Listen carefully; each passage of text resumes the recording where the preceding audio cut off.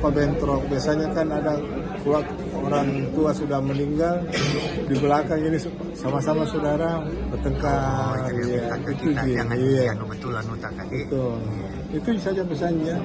Nah, sampai terakhir itu buka puasa terakhir, kita semua kumpul di sini, lengkap.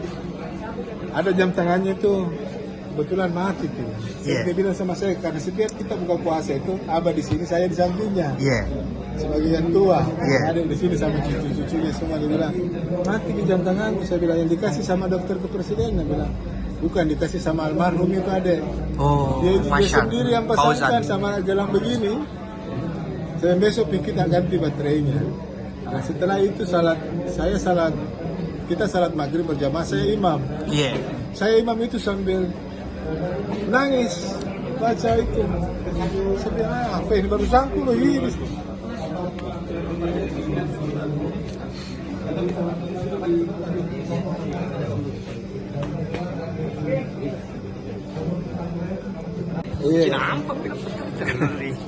Sudah salat maghrib kumpul ki.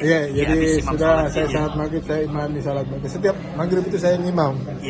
Imam berjamaah sama adik-adik sama apa. Setelah itu saya tidak ada perasaan ini.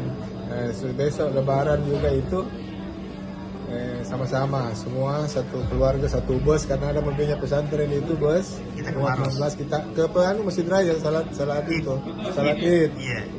Pulang itu saat maghrib di sini lagi, karena barusannya saya pimpin lagi salat maghrib berjamaah itu. Setelah salat maghrib saya takbir lagi. Abah tegur saya bilang tidak takbir orang kalau itu satu kali gitu. Oh iya Pak, malamnya. Malam besoknya. Malam lebaran tadi kan. Dia tegur ki. Jangan minta takbir. Jangan takbir lagi nah. So iya Pak. Sudah. Besok pagi